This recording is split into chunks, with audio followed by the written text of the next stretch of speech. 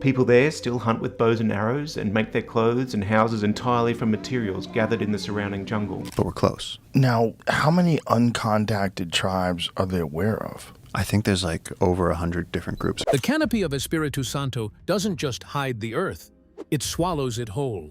But when a mapping drone's lens glitched over an uncharted volcanic ravine, the static cleared to reveal something impossible. A human figure, clad in woven bark, holding a bow crafted from black palm, stared directly up into the camera. No movement, no panic, just a gaze that had bypassed 3 centuries of industrial progress. They aren't lost. They know exactly where we are, and they want nothing to do with us. The edge of the known map. We live in an age where the world feels completely mapped, tagged, and cataloged. You can sit on your couch, open a satellite app, and zoom in on a remote beach in the South Pacific until you can practically count the grains of sand. We like to comfort ourselves with the illusion that there are no blank spaces left on the globe. But if you venture past the tourist resorts of the South Pacific, past the cruise ship docks and the manicured coral reefs, you run into the jagged reality of the Vanuatu archipelago. This is a sprawling Y-shaped chain of 83 islands, born from fire, thrown up by tectonic collisions, and covered in a suffocating layer of emerald rainforest. It is a place where nature doesn't just grow, it aggressively reclaims the earth. While the coastlines of these islands are dotted with modern villages, solar panels, and cell towers, the interiors tell an entirely different story. The mountainous spines of islands like Malacula, Ambrim, and Espiritu Santo remain largely impenetrable, defended by sheer limestone cliffs, hidden sinkholes, and a climate that can rot a leather boot in a matter of days. It is within these dark, jagged folds of the earth that the modern world simply ceases to exist. For us to know how a community could remain hidden here, you have to grasp the foundational concept that governs traditional life across Vanuatu, custom. This isn't just a local word for tradition or folklore. Custom is a total living system of culture, law, spirituality, and land ownership that predates European contact by thousands of years. In many parts of the archipelago, custom dictates that the secrets of the bush belong strictly to those who inherit them. The people of Vanuatu are not a monolith. They speak over 100 distinct languages, making it the most linguistically diverse nation per capita on Earth. This extreme diversity is a direct result of isolation. For millennia, a deep river valley or a single mountain ridge was enough to separate 2 entirely different human realities. Communities grew up side by side, sharing the same island, yet speaking completely different tongues and harboring completely different worldviews. The deep interior has always been treated with a mixture of reverence and caution, a sanctuary where the ancient ways are preserved away from the corrupting influence of outsiders. When the outside world did eventually arrive, first via Spanish explorers in the 17th century, then British and French colonialists, and later the commercial shipping networks of the 20th century, it largely stuck to the coastlines. The colonizers built their plantations, their churches, and their trading posts where the water was calm and the ships could anchor. They looked up at the brooding, mist-shrouded peaks of the interior and decided that the cost of conquering the mountains was simply too high. This neglect was entirely intentional on both sides. The coastal tribes acted as a buffer zone, while the interior clans pushed deeper into the highlands, actively choosing to sever ties with a changing world. They watched from the ridges as giant wooden ships turned into iron steamers, and iron steamers turned into container ships. They heard the distant rumble of machinery and saw the sky fill with the strange trails of airplanes. But they made a collective, generational decision to stay behind the green curtain. This brings us to the core mystery of the archipelago. For decades, rumors have circulated among coastal hunters and local guides about the Toka, or the Invisible Ones, small groups of people who allegedly live in the deepest uncharted pockets of Espiritu Santo's cloud forests. These aren't people who are lost in the traditional sense. They are not wandering aimlessly, waiting to be rescued by modern civilization. They are communities that have mastered the art of absolute camouflage, using the brutal terrain as a literal fortress to protect their way of life. They have looked at the advance of our globalized society from afar and quietly decided that their survival depends entirely on remaining a ghost story. For centuries, that strategy worked perfectly. The jungle kept their secrets, the mountains barred our passage, and the maps simply left the interior blank. But what happens when the modern world accidentally steps over a boundary it didn't know existed? The footage that wasn't supposed to exist. It happened during a routine aerial geological survey over the Cumberland Peninsula, a completely trackless region of northern Espiritu Santo. A research team was utilizing a heavy-duty mapping drone equipped with a specialized multispectral lens to analyze volcanic fault lines and subterranean thermal vents. The drone was hovering roughly 80 meters above a sheer limestone ravine, an area so choked by dense banyan canopies and wild bamboo that it appears as a solid mat of green on standard satellite imagery. Suddenly, the drone's digital telemetry experienced a brief, sharp spike in electromagnetic interference. The remote operator on the coast adjusted the camera angle to check for lens flare, and that is when the monitor captured it. A perfectly framed, crystal-clear glimpse into a hidden world. For less than 4 seconds, the thick canopy parted just enough to reveal a narrow, hand-cleared ledge protruding from the cliff face. Standing on that ledge was a man. His skin was darkened by charcoal and ash, blending seamlessly with the shadows of the surrounding basalt rock. He wore a traditional malo, a loincloth intricately woven from the inner bark of a native hibiscus tree, and held a longbow carved from polished black palm wood. What stunned the team wasn't just his presence, but his reaction. He didn't run, hide, or panic at the sight of a buzzing, mechanical drone. Instead, he stood perfectly still, tracking the machine with a cold, analytical gaze. The sheer detail of the footage allowed researchers to notice that his bow was fully nocked with an unbarbed bamboo arrow, held at a relaxed but ready, low-ready position. The drone's sensors also picked up faint wisps of heat signatures rising from a cave opening hidden directly behind the ledge. The thermal imaging indicated a localized, sustained heat source, a fire deep within the rock, suggesting this wasn't a lone hunter tracking game, but an established, permanent settlement utilizing the natural cave systems for shelter. Before the operator could drop the drone lower for a closer look, a sudden downdraft from the valley floor forced the aircraft to compensate, tilting the camera away. When the lens panned back to the ledge a mere 3 seconds later, the clearing was completely empty. The man had vanished back into the shadows of the cave or the thick brush without leaving a single displaced leaf or a trace of movement. The team sat in absolute silence in their makeshift coastal command tent, looking at the frozen frame of a human face that, by all accounts of modern geography, shouldn't have been there. So, who they might be then? It is vital to have a look at the brutal terrain that kept them hidden for centuries. Geography as a fortress, the imperial jagged peaks of Santo. To fully know how an entire community can vanish into the modern world, you have to look at the sheer vertical madness that defines the interior of Espiritu Santo. This isn't just a thick forest, it is a chaotic geological labyrinth designed by nature to keep outsiders out. The island's spine is dominated by the Cumberland Range, a massive wall of jagged limestone karsts and volcanic peaks that rocket over 1,800 meters straight up from the sea. These mountains are so steep that trees don't just grow outward. They cling to near-vertical cliffs with claw-like root systems. The ground beneath the canopy is a treacherous trap of honeycomb limestone, sharp, razor-edged rock formations riddled with hidden sinkholes, deep chasms, and subterranean rivers that can swallow a person whole in the blink of an eye.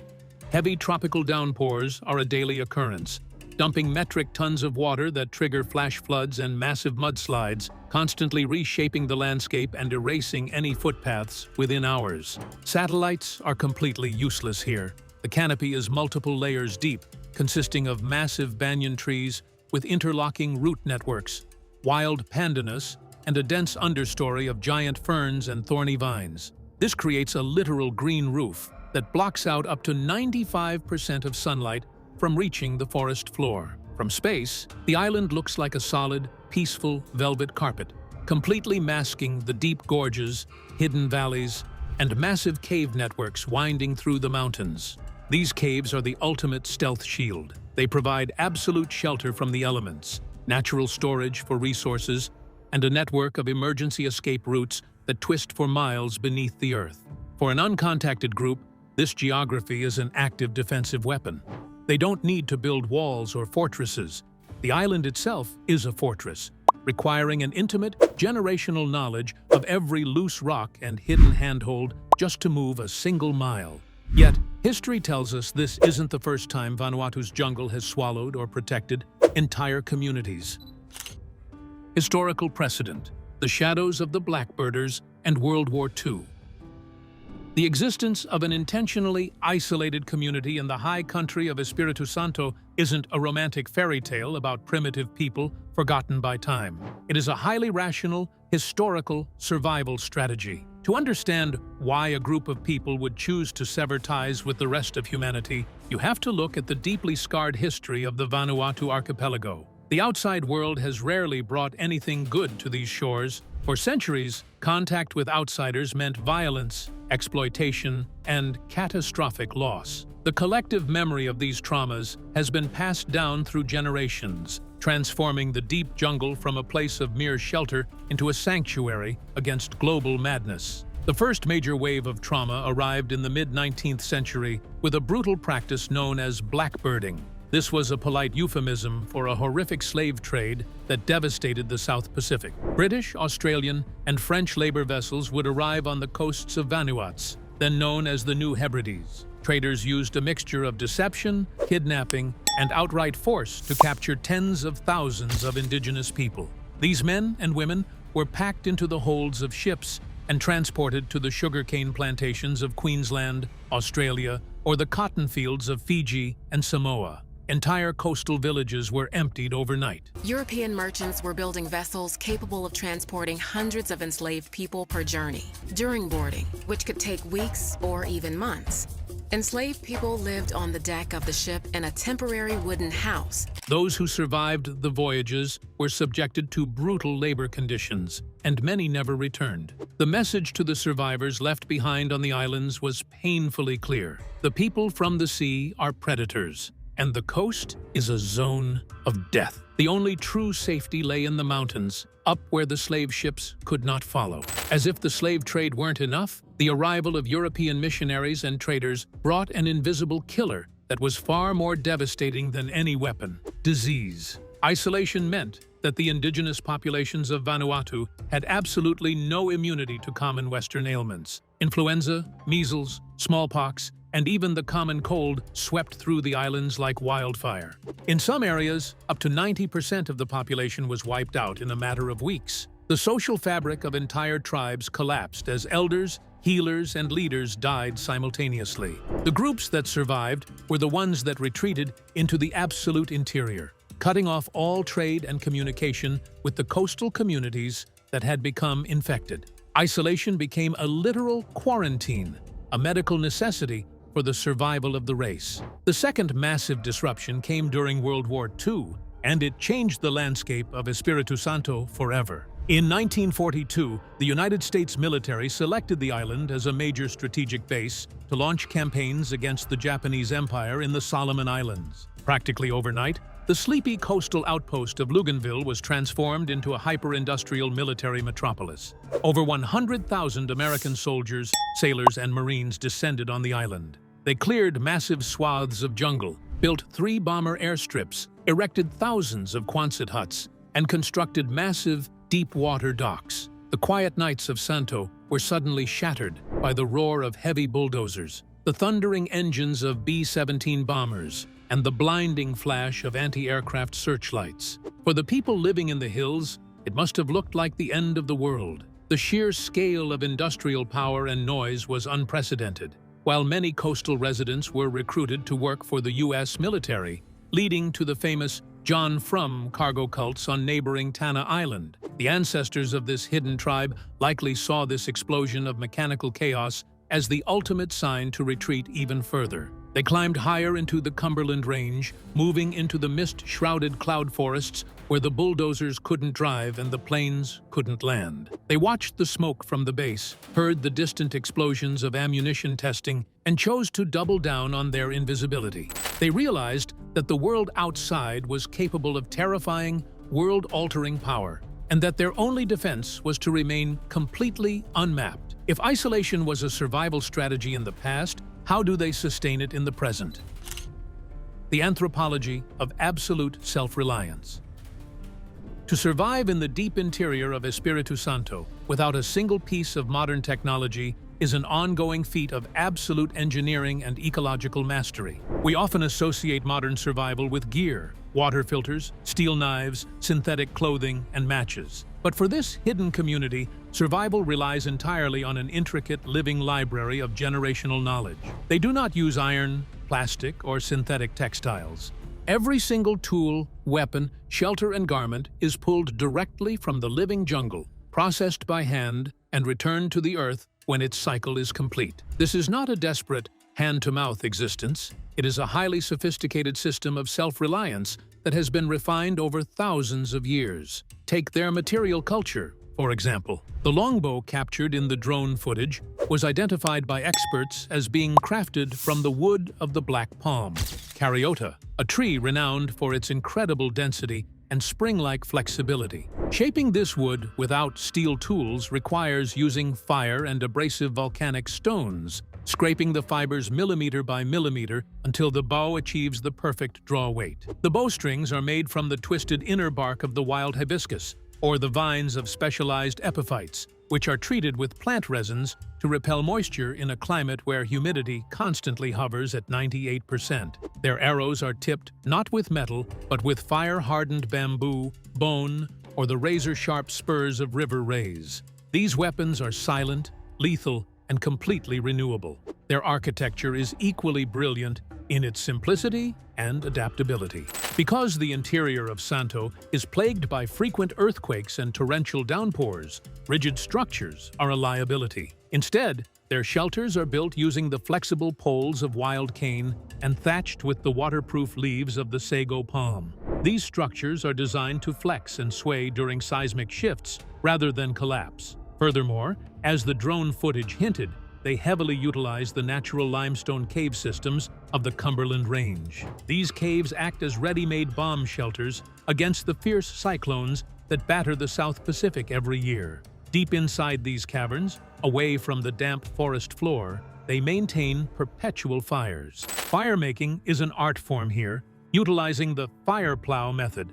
rubbing a hard stick into a groove of soft wood until friction creates a glowing coal, which is then fed with dry coconut husk fiber. But how do they eat? The jungle floor is not naturally filled with abundant food, meaning this tribe must practice a stealthy form of agroforestry. They cultivate hidden gardens in small, natural clearings caused by fallen banyan trees. They grow ancient varieties of taro, yams, and manioc, root crops that can remain buried safely in the soil for months, acting as a natural underground pantry that cannot be spotted from aerial reconnaissance. They supplement this starchy diet with wild cabbage, forest fruits, and proteins harvested from the ecosystem. They hunt the wild pigs that roam the ravines, trap freshwater eels in the mountain streams using woven wicker baskets, and harvest grubs from decaying logs. Every extraction from nature is governed by strict, unwritten laws of sustainability. They know exactly when a river pool needs to rest, or when a patch of wild ginger must be left to regenerate.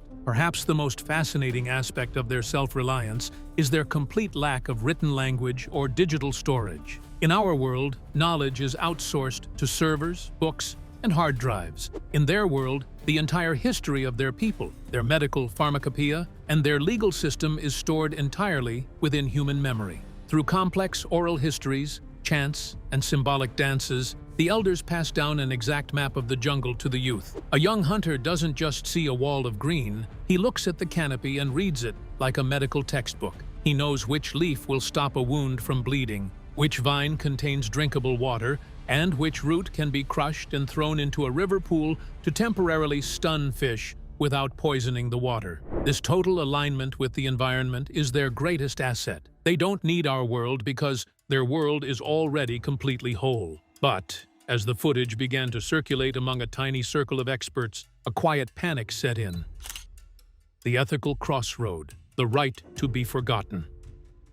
The moment that 4-second video file was downloaded onto a hard drive in a coastal research camp, a metaphorical countdown timer began ticking. In the 21st century, a secret is the most volatile commodity on Earth. We live in an era fueled by an insatiable hunger for the novel, the unseen, and the unmutated. To the modern digital apparatus, an uncontacted or intentionally isolated group of humans is the ultimate content, a viral sensation waiting to be sliced into millions of views, debated in comment sections, and geotagged by adventurous influencers. The quiet panic that rippled through the small team of geologists and anthropologists who viewed the footage wasn't born out of fear of the tribe. It was born out of fear for them. They realized that by simply validating the existence of this community, they had inadvertently placed a target on their backs. The immediate threat is not ideological, it is biological. This is the most brutal and consistent lesson that history teaches us about first contact scenarios.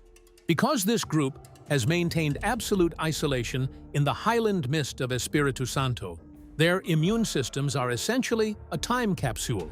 They have never been exposed to the chaotic cocktail of globalized pathogens that modern humans carry around without a second thought.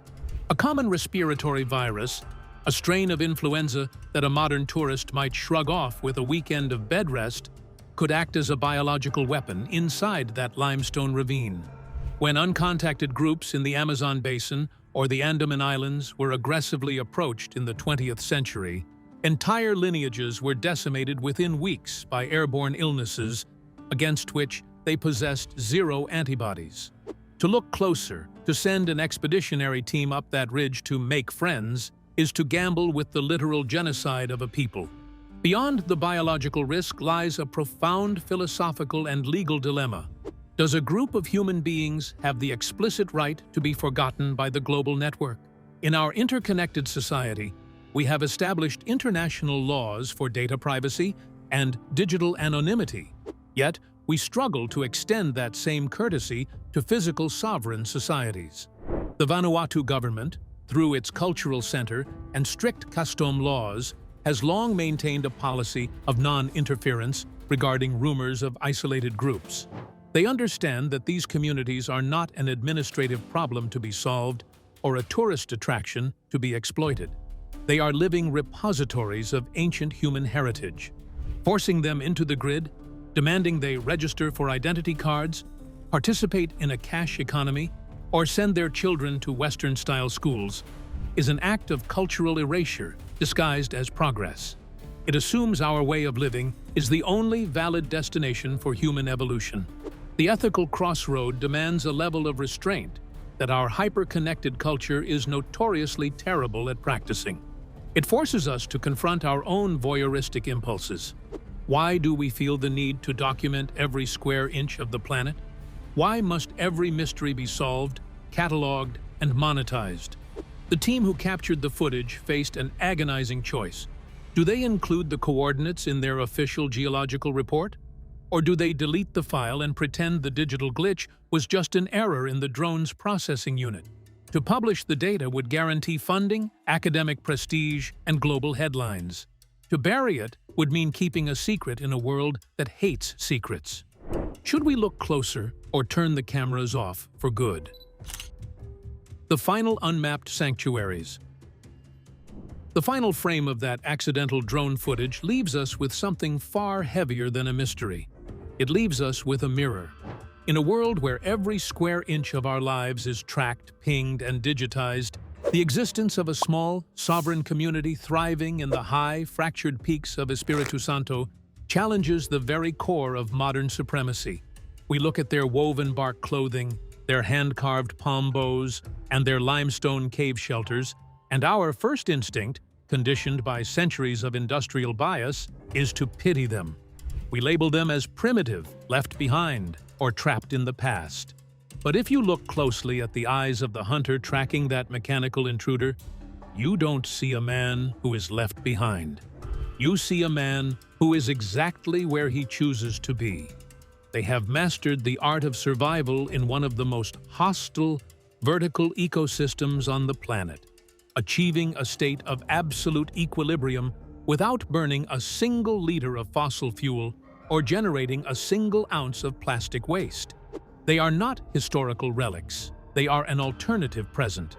Their chosen isolation serves as a profound critique of our hyper-connected, anxious modern reality. We live in a society that is drowning in information but starving for peace, constantly tethered to networks that monetize our attention and broadcast our locations. We have traded the deep, quiet rhythms of the earth for the relentless hum of notifications. The people of the Cumberland Range offer a silent, radical counter-narrative. They prove that human dignity, complex culture, deep joy, and societal stability do not require an internet connection, a credit score, or a place on a map. Their existence reminds us that our current global civilization is not the definitive destination of the human journey, but merely one path among many. By fiercely guarding their invisibility, they protect the idea that humanity can still exist in its rawest, most unmediated form, untouched by the homogenizing machine of global commerce. The ultimate fate of this community depends entirely on our capacity for restraint. The research team made their decision. The coordinates were omitted from the public geological logs, and the original video file was permanently encrypted, buried deep within a private archive away from the sensationalist appetite of the internet. It was an act of deliberate, protective forgetting. The world does not need to see their faces, analyze their tools, or catalog their genetic markers to respect their humanity. True stewardship of the earth doesn't mean conquering and documenting every hidden corner. It means knowing when to step back, roll up the wires, and leave a valley to its own silence. The mist that perpetually blankets the high peaks of Santo is a natural boundary line, a soft, white curtain that separates two entirely different human experiments. As the modern world marches forward into an increasingly predictable, surveyed, and artificial future, it is a profound comfort to know that there are still places where the trees swallow the sky and the mountains bar our passage. Some mysteries are not riddles waiting to be solved by science or captured by a lens. They are sacred boundaries that define the limits of our permission. The hunter in the ravine will continue to track the wild pigs. The smoke from the subterranean fires will continue to rise through the limestone vents, and the oral histories will continue to be chanted beneath the banyan canopy, completely indifferent to our progress. They will remain ghosts in the machine, a beautiful, defiant question mark left on the edge of the known map. We must let the jungle keep its secrets, turn our cameras off, and let the invisible stay invisible. The surviving uncontacted frontiers. The accidental discovery in Espiritu Santo is not an isolated anomaly. It is a localized window into a dwindling global reality. Anthropological organizations estimate that there are still at least 196 indigenous groups scattered across the globe who live in voluntary isolation. They still hunt with long bows and arrows, and they rely on the forest for everything. The NGO Survival International has found evidence of 196 uncontacted groups around the world. These communities have consciously chosen to maintain a complete boundary between themselves and the industrial world, defending their borders with fierce independence and masterful stealth. The vast majority of these groups, roughly 95%, are hidden deep within the sprawling, green labyrinth of the Amazon basin. In the dense borderlands between Brazil, Peru, and Bolivia, nomadic tribes like the Mashco Piro move through the river valleys like shadows, managing complex ecosystems without ever leaving a trace for modern satellites to catalog. For these people, the jungle is not an untamed wilderness. It is a structured, highly secure sovereign territory that has sustained their families for millennia. Beyond the Americas, the South Pacific and Indian Oceans guard the world's most fiercely independent sanctuaries. On North Sentinel Island, a small forested outpost in the Bay of Bengal, the Sentinelese people have rejected all external contact for thousands of years, famously repelling modern boats and helicopters with volleys of arrows. Similarly, the deep, mountainous interiors of West Papua and the dense forests of Halmahera in Indonesia host semi-nomadic groups like the Ohangana Manyawa, who continue to live entirely off the grid. The green curtain of Espiritu Santo remains closed, guarding a way of life that successfully defied the modern world. Some mysteries aren't meant to be solved, they are meant to be respected. If you want to explore more hidden histories and untamed frontiers, subscribe now, leave a comment below, and never stop looking beyond the map.